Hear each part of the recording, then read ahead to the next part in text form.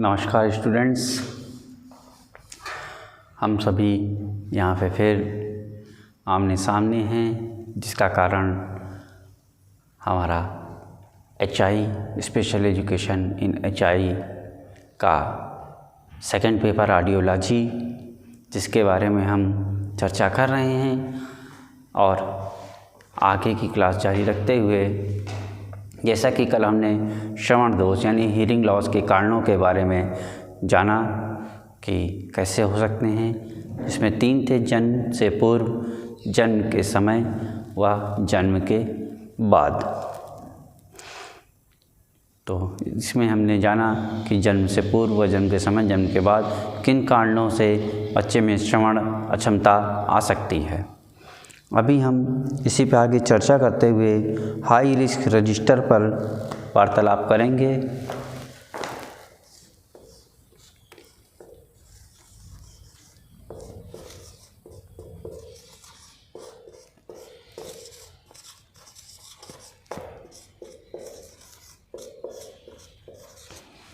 High risk register बच्चे के परिवार में श्रवण दोष होने के कारण अथवा कुछ बीमारियों के फलस्वरूप बच्चे में श्रवण दोष होने की संभावना होती है, जिसमें बच्चे के समय, जन्म के समय या जन्म के बाद के जोखिम, high risk criteria, high risk register. वंशानुगत श्रवण दोष, परिवार में कोई व्यक्ति श्रवण दोष से प्रभावित हो। रक्त संबंधियों में शादी, जिसे चाचा की पुत्री। अपरिपक्व प्रसव, प्रीमेच्योर डिलीवरी, बच्चे का जन्म 36 सप्ताह या 9 माह से पूर्व होने पर। बच्चे के जन्म के समय उसका वजन कम होना, यानी बच्चे का वजन यदि 1.5 किलोग्राम है तो बच्चे में श्रवण अक्षम होने की संभावनाएं अधिक हो जाती हैं। श्वासारोध, जन्म के तुरंत बाद ऑक्सीजन की कमी पड़ जाना अथवा सांस लेने में कठिनाई उत्पन्न होना। कान, नाक, गले के जन्म दोष, बच्चे में पिन्ना का ना होना, होंठों का कटा होना, तालू का कटा होना। गंभीर संक्रमण, जन्म के तुरंत बाद संक्रमण हो जाए, जैसे खसरा, डंडचे आदि। सिर, चेहरा एवं गले पर जन्म विकार, बच्चे का सिर छोटा या असमान रूप से बड़ा हो सकता है। HIV, AIDS, टॉर्चिस संक्रमण, ये गंभीर संक्रमण बच्चे या बालक के जन्म के पूर्व और जन्म के समय जुड़ा हुआ संक्रमण है। इस संक्रमण को निम्नलिखित रूप से देख सकते हैं: टोक्सोप्लाज्मोसिस, अन्य संक्रमण, other infection like bacterial meningitis, rubella, cytomegalo, herpes simplex, excess bilirubin, syphilis. श्रवण दोष की पहचान। श्रवण दोष की पहचान किस प्रकार से करेंगे?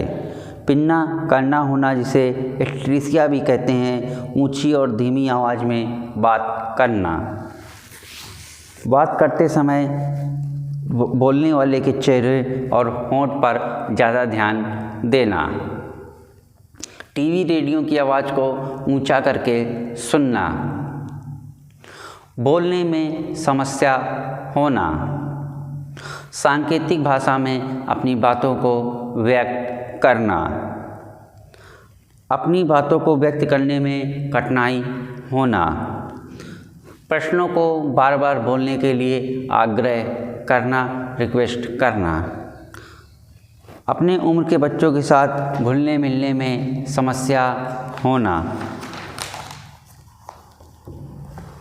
शब्दों का सही प्रकार से उच्चारण न कर पाना, असंगत रूप में अपने आप में खोए रहना। अब आता है श्रवण बाधितों के शिक्षण प्रबंधन।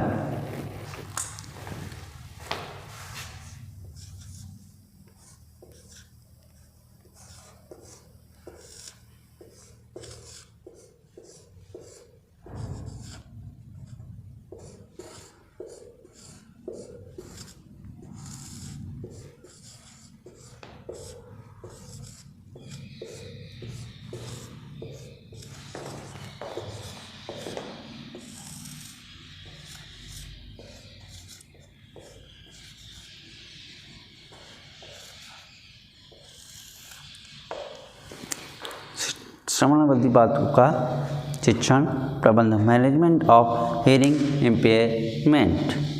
श्रवणबाधित बच्चों को कक्षा में पढ़ाते समय शिक्षक को बच्चों के यंत्र की जांच करनी चाहिए। शिक्षक को ये देख लेना चाहिए बच्चे ने जो श्रवण यंत्र पहना हुआ है वो सही रूप से कार्य कर रहा है अथवा नहीं। बोलते समय शिक्षक बच्चों की तरफ देखते हुए बोलें। शिक्षक को श्रवणबाधित बच्चों को पढ़ाते समय चित्र, मॉडल, चार्ट, शब्द कार्ड आदि जैसे शिक्षण सामग्री का प्रयोग करना चाहिए। शिक्षक को कक्षा में बच्चों के श्रवण दोष के अनुसार बैठाना चाहिए, अर्थात जिन बच्चों को अत्यधिक श्रवण दोष हो उनको आगे बैठा लें और निम्न श्रवण दोष वालों को उनके पीछे बैठाएं। श्रवणबाधित बच्चों को पढ़ाते समय शिक्षक की वाणी, वाचन, ओष्ठ पठन आदि भी कराना चाहिए।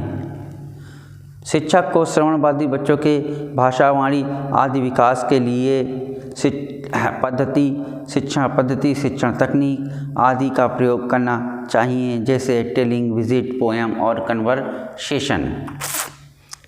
श्रवण दोष के बचाव संबंधी सुझाव।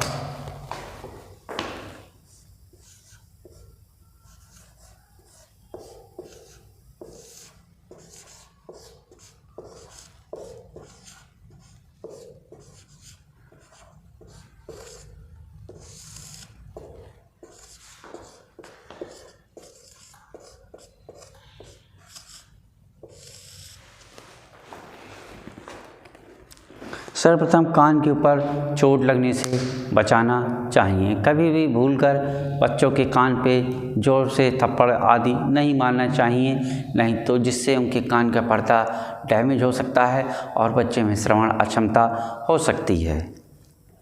गर्भवती माँ को समय समय पे टीके लगवाते रहना चाहिए, जिससे उसे किसी प्रकार का कोई संक्रामक रोग ना हो सके। गर्भवती माँ को संतुलित मात्रा में पौष्टिक आहार का सेवन करना चाहिए, जिससे कि कुपोषण की स्थिति न उत्पन्न हो पाए। नशीली दवाइयों एवं मादक पदार्थों का सेवन गर्भ अवस्था के दौरान नहीं करना चाहिए, नहीं तो बच्चे में श्रवण अक्षमता होने की संभावनाएं बढ़ जाती हैं।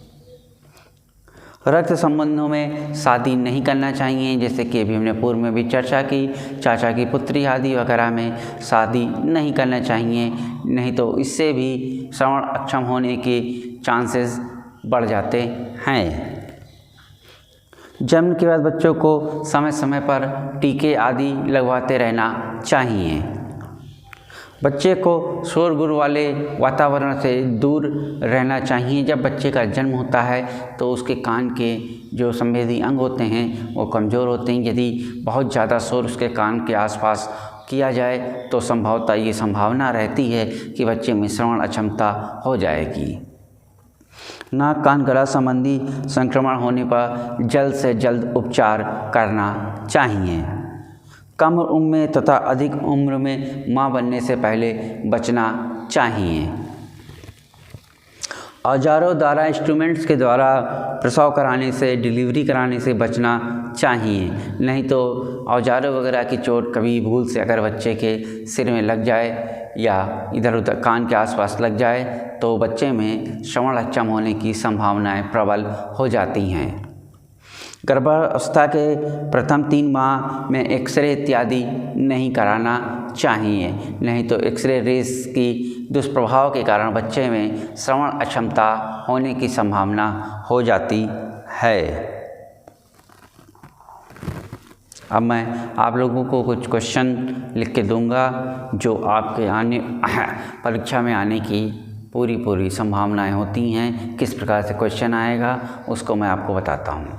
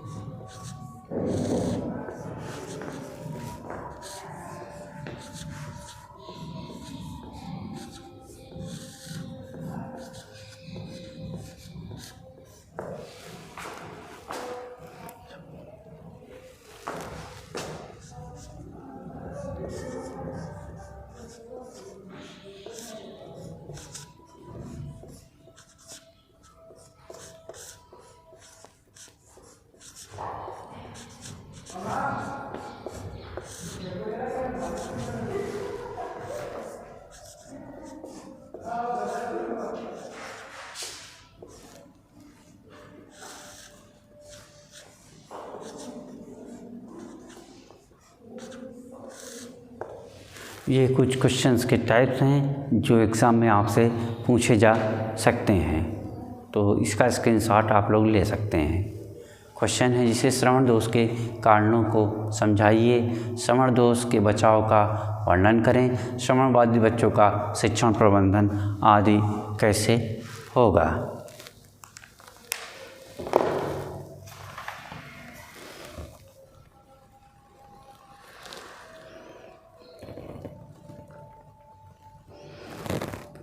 अब नए टॉपिक पे आते हैं। इसके बाद श्रवण दोष का वर्गीकरण।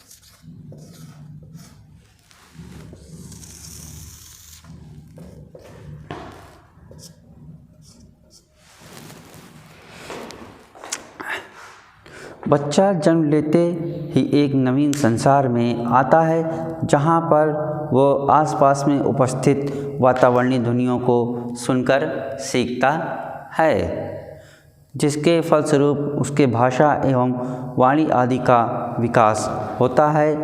कान मनुष्य की महत्वपूर्ण ज्ञानेंद्रिय है, जिसके द्वारा मनुष्य वार्तालाप करता है। श्रवण प्रक्रिया कान के द्वारा होती है। कान को मुख्यतः 3 भागों में बांटा गया है: बाह्य कान, मध्य कान तथा अंतः कान। इन तीनों के समन्वय से सुनने का आभास होता है। वातावरण में उपस्थित आवाज़ कर्णपटल द्वारा एकत्रित होकर कर्णनलिका एक्सटर्नल ऑडिटरी कैनाल से गुजरती है।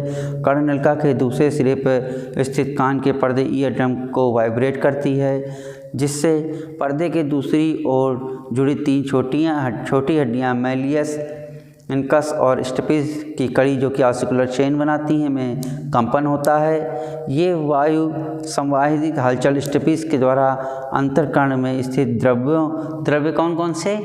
इंडोलिम और पैरोलिम स्थित द्रव्यों के माध्यम से कॉक्लिया को संचालित करती हैं। कॉक्लिया ध्वनि का विश्लेषण करता है और ये ध्वनि सुनने की नाड़ियों द्वारा मस्तिष्क के सुनने के स्थान पर पहुंचती हैं। श्रवण विकलांगता।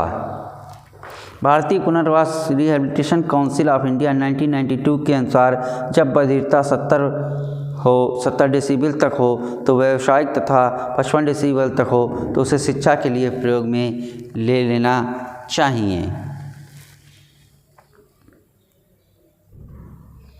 विकलांगजन अधिनियम PWD एक्ट 1995 के अनुसार जब वह व्यक्ति श्रवण बाधित कहा जाएगा जो 60 डेसिबल से या उससे अधिक डेसिबल पर सुनने की क्षमता रखता हो।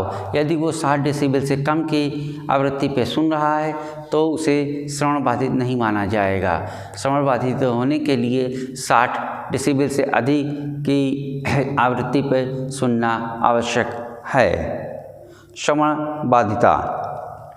श्रवण बाधिता का अर्थ सुनने में किसी प्रकार का दोष होना, चाहे वो वंशानुगत कारण हो या कान के किसी अंग के खराबी होने के कारण से हो अथवा वातावरणीय कारणों से। दूसरे शब्दों में, जब कोई व्यक्ति या बालक सामान्य वातावरण में उपस्थित ध्वनि आवाज़ को अपने कान के किसी अंग में खराबी के कारण सामान्य वातावरण की आवाज़ों को सुनने में असमर्थ होता है तो उसे हम श्रवण बाधिता का नाम देते हैं। इस बाधिता के कारण बालक अपने श्रवण को सामान्य कार्य के लिए प्रयोग करने में अक्षम हो जाता है और यह क्षमता उस सामान्य बालकों के द्वारा की जाने वाली क्रियाओं में उसकी कार्यात्मक क्षमता को सीमित करती हैं।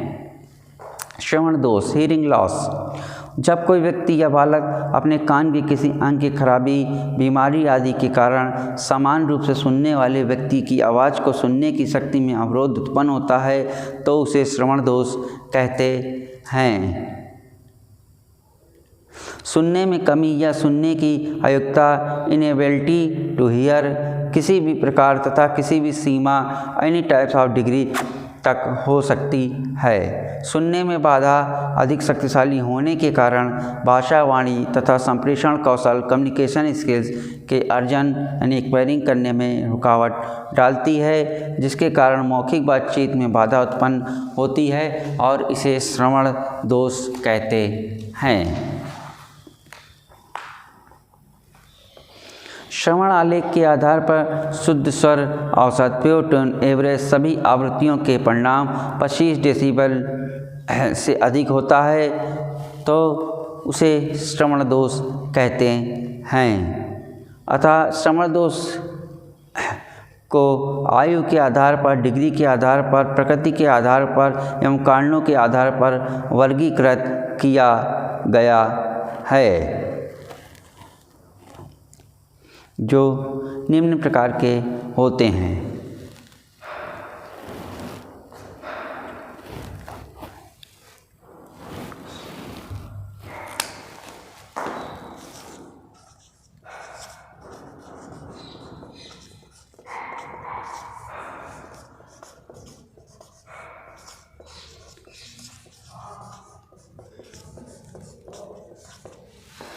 ऑर्गेनिक हीयरिंग लॉस और non organic hearing loss.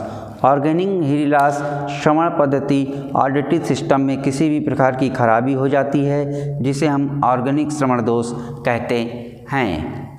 Non organic hearing loss, श्रवण दोष में श्रवण पद्धति में किसी प्रकार की खराबी नहीं होती है। ये श्रवण दोष मनोवैज्ञानिक कारण से होता है, इसे कार्यात्मक श्रवण दोष भी कहते हैं। कभी कभी ये ऑर्गेनिक श्रवण दोष के साथ भी हो सकता है।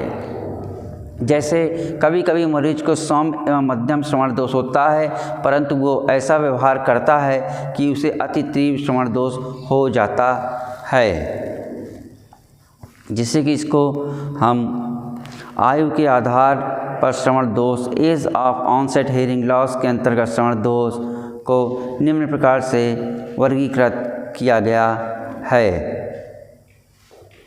जिसमें सर्वप्रथम है कॉन्ग्निनेटल हीयरिंग लॉस का तात्पर्य बच्चे के जन्म से पूर्व या जन्म के समय श्रवण दोष से है। ये श्रवण दोष जन्म के पूर्व, प्रीनेटल या जन्म के समय के दौरान अर्जित हो सकता है। दूसरा है acquired hearing loss. Acquired hearing loss, इस प्रकार के श्रवण दोष में किसी समय व्यक्ति का श्रवण मैकेनिज्म सामान्य होता है, परंतु बाद में इंसेफेलाइटिस, सीवियर इलनेस या दुर्घटना के कारण श्रवण दोष हो जाता है। इसके मुख्यतः दो प्रकार होते हैं। प्रीलिंगुअल हीयरिंग लॉस, ये श्रवण दोष बालक की भाषा विकास से पूर्व या भाषा अर्जन से पहले अर्थात भाषा अधिगम उम्र से पहले यदि किसी कारण से श्रवण दोष हो जाता है तो उसे प्रीलिंगुअल हीयरिंग लॉस कहते हैं। कहने का तात्पर्य यहाँ ये है कि यदि बच्चे की उम्र जब भाषा सीखने की हो, भाषा अधिगम की हो, उस समय में भाषा सीखने की उम्र से पूर्व यदि उसमें हीयरिंग लॉस हो जाता है तो उसे प्रीलिंगुअल हीयरिंग लॉस कहते हैं। इसी प्रकार पोस्टलिंगुअल हीयरिंग लॉस, यदि श्रवण दोष भाषा अर्जन के बाद हुआ हो तो इस प्रकार का दोष प्रीलिंगुअल हीयरिंग लॉस कहलाता है।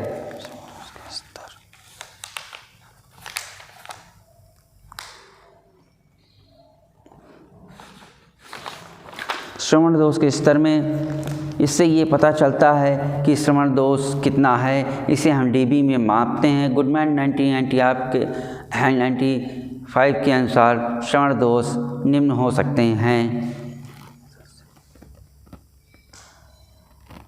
जिसके हम पहले चर्चा कर चुके हैं, जो -10 dB से लेकर 15 dB तक सामान्य श्रवण क्षमता, 16 dB से 25 dB तक मिनिमम हीरिंग लॉस, 26 से 40 सौम्य श्रवण दोष यानी माइल्ड हीरिंग लॉस, 41 से 55 dB तक मॉडरेट हीरिंग लॉस मध्यम श्रवण दोष, 56 से 70 dB तक मॉडरेटरी हीरिंग लॉस मध्यम से तीव्र श्रवण दोष और 71 से 90 dB तक सीवियर हीरिंग लॉस यानी तीव्र श्रवण दोष।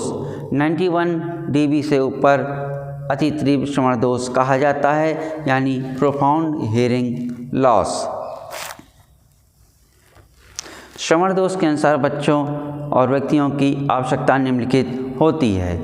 जो 26 dB से 40 dB के बीच होते हैं माइल्ड हीरिंग लॉस, ऐसे बच्चों को वाणी वाचन स्पीच रीडिंग कराकर स्पीच और लैंग्वेज वाणी और भाषा सिखाई जा सकती है।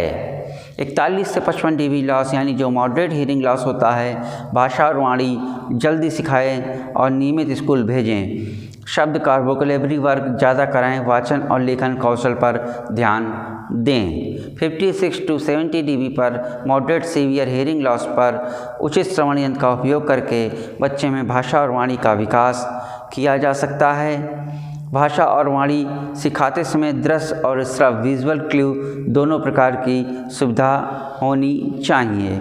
बच्चे को नियमित विशेष विद्यालय में भेजें। पूर्व प्राथमिक विद्यालय में बच्चे को वाणी तथा भाषा प्रशिक्षण देना आवश्यक है। यहाँ पे वाणी प्रशिक्षण पर ज़्यादा दबाव दिया गया है, जिसके द्वारा इस कैटेगरी के दोष वाले बच्चों को हम भाषा कौशल सिखा सकते हैं। 71 to 90 71 से 90 dB loss severe hearing loss वाले बच्चों में भाषा और वाणी और श्रवण प्रशिक्षण जरूर कराएं। श्रवण यंत्र बच्चे को जरूर लगाएं। बच्चे को शैक्षणिक विचारधारा से बधिर को जोड़ सकते हैं। बच्चे को पूर्व प्राथमिक विद्यालय तथा विशेष विद्यालय जरूर भेजें। वाणी और भाषा पर ज़्यादा जोर दें। 91 hearing loss to above 91 dB से ज़्यादा का हीरिंग लॉस। बच्चे को विशेष विद्यालय स्पेशल स्कूल में भेजें। श्रवण यंत्र लगाएं। भाषा वाणी तथा श्रवण प्रशिक्षण पर विशेष ध्यान दें। बच्चों को पूर्व प्राथमिक विद्यालय भेजें। बच्चे को लय सिखाएं एवं दृश्य इशारा विजुअल क्लू दें। प्रकृति के आधार पर श्रवण दोष। प्रकृति के आधार पर दो प्रकार के श्रवण दोष पाए जाते हैं। Nature of hearing loss.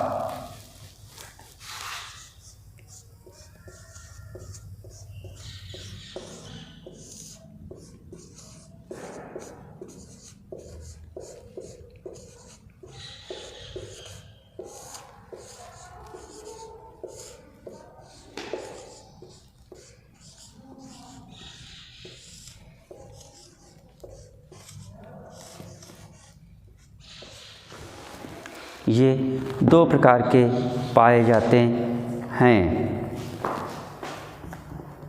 जिसमें एक है sudden hearing loss.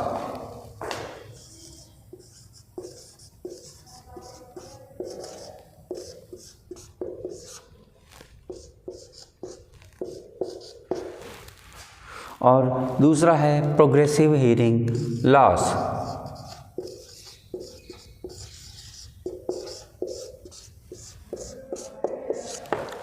Hearing loss, sudden hearing loss, progressive hearing loss. Sudden hearing loss किसी व्यक्ति के अचानक दुर्घटना, बीमारी अथवा आघात होने के कारण श्रवण अक्षमता होती है तो उसे अकस्मात या श्रवण दोष, अकस्मात या सडन हीरिंग लॉस कहते हैं।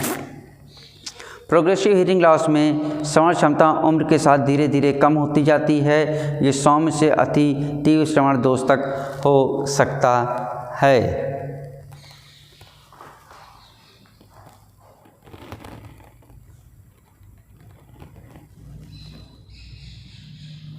कारणों के आधार पर श्रवण दोष।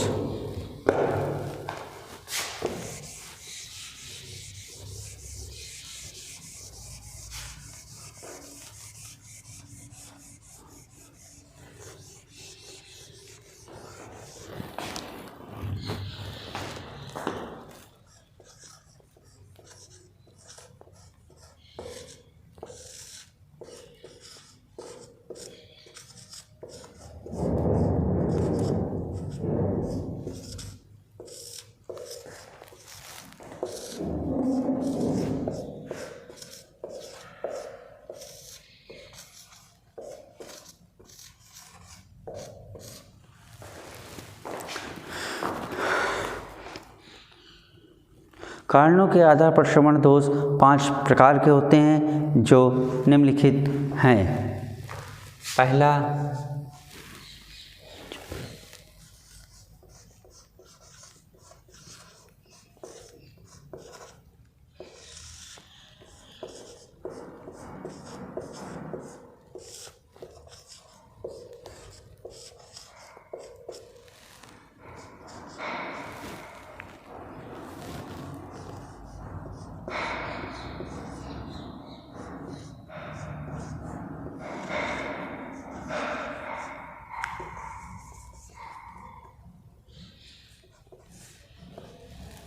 मिश्रित श्रवण दोष,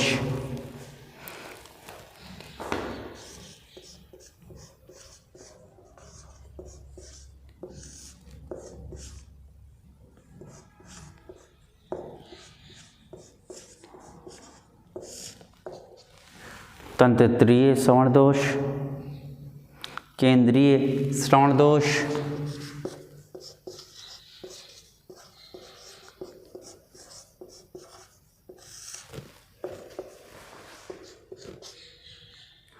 और अंतिम है कार्यात्मक श्रवण दोष।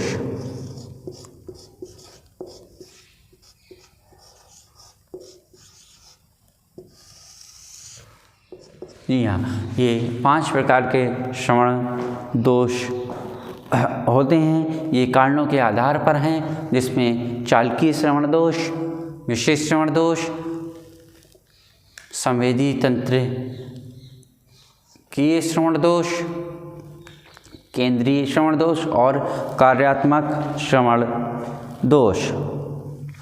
तो इनके बारे में हम अपनी अगली कक्षा में चर्चा करेंगे और जानेंगे ये किस प्रकार से होते हैं और इनमें सुनने की, अगर ये किसी को हैं तो इनमें सुनने की क्षमता कितनी होगी, आदि विषयों पर हम अपनी अगली कक्षा में चर्चा करेंगे। और मैं आशा करता हूँ कि आज जो मेरे द्वारा कक्षा ली गई वो आप लोग भली भांति समझेंगे, उस पर ध्यान देंगे और जो क्वेश्चंस मैंने बताए हैं उनको आप हल करने का प्रयास करेंगे। तो इसी के साथ आज की कक्षा समाप्त करने की अनुमति चाहता हूँ। आप सभी का बहुत बहुत धन्यवाद।